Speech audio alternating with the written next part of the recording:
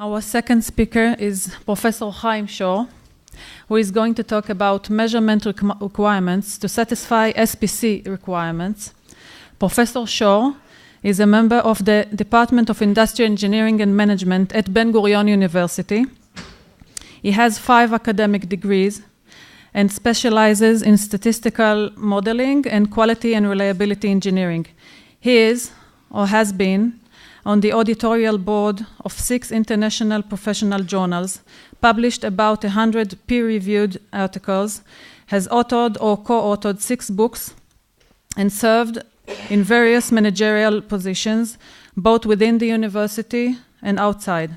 From 2007 to 2010, Professor Shor chaired a technical committee of the Standards Institute of Israel, publishing 10 new Israeli standards in quality and reliability engineering.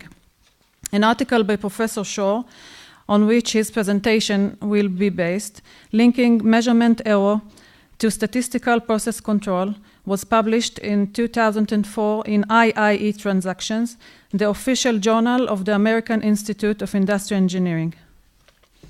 Chaim. Good morning.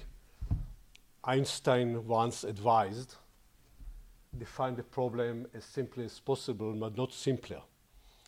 Now, if the title of my presentations looks a little bit overcomplicated and over-sophisticated, I testify here that I try to make it as simple as possible. I'm talking about 2 components. One component is statistical process control. The other component is measurement error. So what is the relationship between the 2? Let's remind ourselves what's the purpose of statistical process control. We have a process and we want the process to be stable. For the process to be stable, we want the process distribution to be stable. And for the process distribution to be stable, we want the parameters not to change over time. And therefore, we have control charts to monitor these parameters. Enter measurement error. We have measurement error, and the measurement error change the distribution that we observe. So if the measurement error have a large standard deviation, the variability of the measurement error is added to the standard deviation of the process. And instead of observing the real standard deviation of the process, we see variance with it which is larger. So the question is, how do we design the control chart so that the measurement error doesn't deteriorate the performance of the control chart?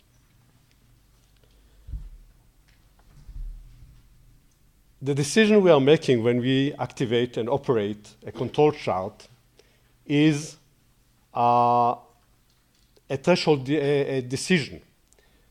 We have control limits, and once we calculate a statistic from the sample, either these statistics exceed the control limit or it doesn't. And then we decide whether the process is stable or is not. And here we have the measurement error that can lead us to wrong decisions. And we can make type 1 error and type 2 error that we are all familiar with from our hypothesis testing. Now, when you look at the literature that address the effect of measurement error on control charts, you can do a distinction between 2 kinds of problems that are called the scientific problem and the engineering problem or inverse problem. Most of the papers that deal with measurement error address the first problem.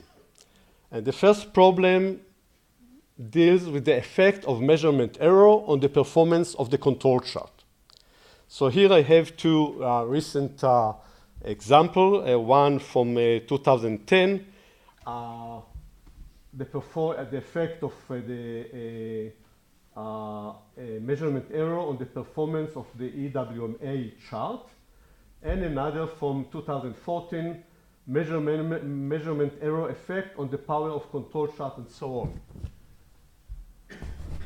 You don't find hardly, and I'm not aware of any article that address the inverse problem. How do you design the control chart to take account of the effects of the measurement error? And here, as Diamanta mentioned before, I published a paper in IAE Transactions, the Journal of the American Institute of Industrial Engineering in 2004, where I developed formula that give limits for the parameters of the measurement error distribution that will not cause too much deterioration in the performance of the control chart. Now, Professor Ilya Gerzbach was supposed to attend this conference. Unfortunately, he couldn't make it. But the original idea for this article came from Professor Emeritus Ilya Gerzbach from my university. And he presented the problem to me just as I presented now. All the literature deals with the effect of measurement error. Not many, and as far as I know, not any article dealt with the inverse problem, how to design the control chart to take into account the effect of the measurement error. So this is actually the problem we are facing now. And I give here a few examples. We measure the performance of the control chart by a certain measure which is called average run length, ARL. And here I give a few examples of how to define the requirement of the measurement error that will satisfy requirement for the performance of the control chart. For example, what is the allowed measurement bias before response time, ARL, of an operating control chart, average control chart, exceed a threshold limit for a specified deviation in the process mean. For example, we wish ARL to be less than 4 for a deviation in the mean of 10%. How much bias is permissible? And so on. I give here a few examples. The paper itself is divided into 3 parts. In the first part, I developed the formula that give the permissible measurement error parameters for the Schwartz X control chart, a control chart for the average. The second, number 3 in the paper, permissible measurement error parameters for control chart for the variance. And then I discuss some further issues that has to do with the same problem. I think the best thing to do is just to give an example. And this example is also taken from the lecture. We are talking about a process that has a normal distribution with mean of 400 and standard deviation of 6.7. And we wish to construct a control chart for the average, for the mean, that will detect 1% increase in the mean within 5 samples, ARL of 5. And we made the calculation, and without a measurement error, we need a sample of 13 observations. And we'll make a distinction between 2 states. One state is when the process is in control, and the other is when there is a deviation in the mean of the process, and then we have to take the constraints that are generated both when the process is in control and when the process is out of control, when the mean actually was increased. Now, in a state of control, measurement error will increase the false alarm rate. In other words, it will decrease the ARL, because when the process distribution has a larger standard deviation, and possibly the measurement device has also a bias, then the probability of having a false alarm is increased. And we want to put a limit on this increase in the false alarm rate. And we want, for example, in this example, to avoid an average run length which is smaller than 200. Usually in a state of control, the ARL is 370.3, the rate of the false alarm rate. The measurement error will decrease it, and we want it to be decreased all the way to 200, but not less than 200. So as a result of developing the proper equations, we get this plot where the gray area is the area where the bias and the standard deviation of the measurement error are allowed. And you see that there is a trade-off between bias and the measurement error variance. Because if we have no bias, then the standard deviation of the measurement error is allowed to be larger. If we have both bias and standard deviation, and obviously for measurement error we will always have a standard deviation, then there is a decrease. As the bias goes to 0, we are allowed to increase the standard deviation of the measurement error. Again, the gray area represents those values that will allow me to have a false alarm rate that does not exceed the parameter or the number that I gave before, the parameter of 200 for the ARL. 5 minutes. It's going so quickly. So this was a control chart in a state of control. Let's now go to the control chart or the performance of the control chart when there is a deviation of the mean. And the critical mean for me, I just defined a certain deviation which is critical to me, which is 1%, plus 1%. I want to detect a deviation in the mean of the process, a positive change of 1% with an ARL of 5. But now I allow the ARL to be plus minus 1. And this is the effect of the measurement error. So although I'm interested in 5, ARL of 5, for this kind of deviation in the mean, I'm allowed the ARL to fluctuate plus minus 1. What is the allowed bias and allowed standard deviation of the error? That will result in ARL that does not exceed 6 and doesn't go below 4. So these are actually the two limits, ARL of 4 and ARL of 6. And again, I get here, I developed the proper formula, and I have two plots. The left plot relates to the lower limit of 4. Of course, here, if the ARL decrease, it can only decrease because the bias is positive. Because if the bias is negative, the distribution is shifted downward.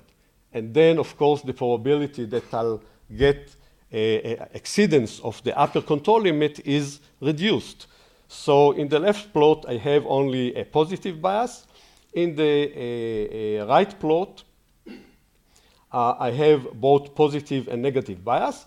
And you see here, and it's very interesting, that when the bias is allowed here, when the bias is allowed to be negative, I also allow the upper tail of the distribution to be longer, because the fact that the distribution was lowered allowed me to increase the standard deviation of the measurement error. So if I want to design the control chart in such a way that the ARL will be within those limits of 4 and 6, I have, of course, to take both this constraint and this constraint to make sure that my definition of the performance of the control chart will be preserved. So in summary, I have here requirements for the performance of the control chart when the process is stable, and I have requirements for the performance of the control chart when there is measurement error and the mean is increased, for example, in this example, by 1%. And the design of the final design of the control chart have to take the design of the control chart and design of the measurement error have to take account of all these three plots in order to satisfy all the requirements that I put for the measurement error. A little bit complicated, but I believe this is the only way to design the measurement error in order to make sure that we get from the control chart the intended performance. Thank you. 2 minutes, okay. Any questions? I would like to ask the speakers to repeat the audience questions so that everybody Okay. can record. Any questions? One more comment. I believe that this article can be a basis for a standard for the permissible parameters of the measurement error. I have never seen it before, and I think this is a good idea for a standard. Yes, please. Would you suggest adding to the engineering limits, specification limits, and value for this measurement error to include it within the chart? The specification limits? Yes. Or the control limits. I mean, do you say that the control limits should be changed?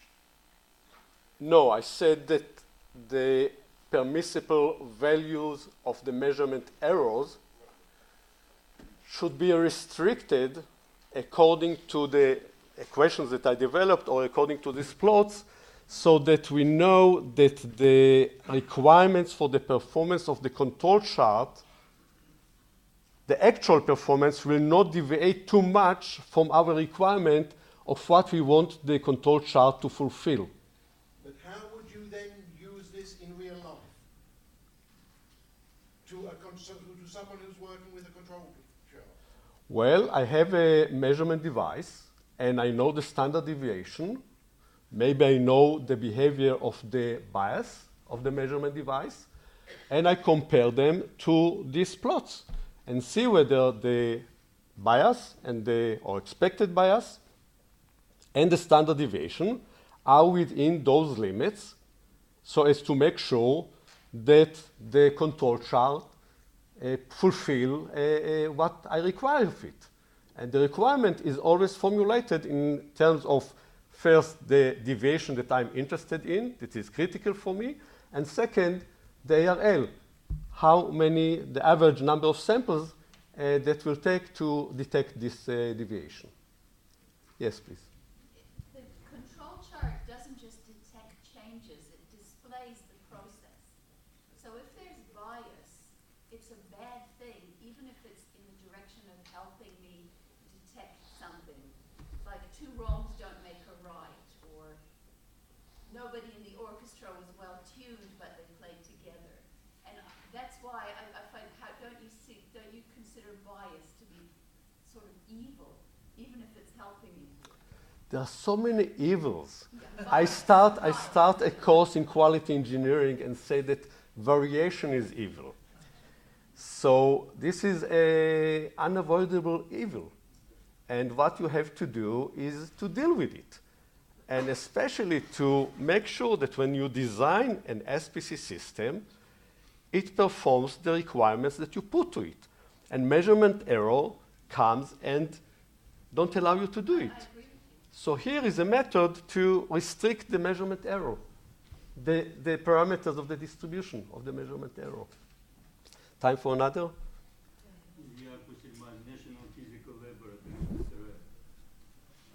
When you are talking about error, metrological community understands that you know true value, like a God.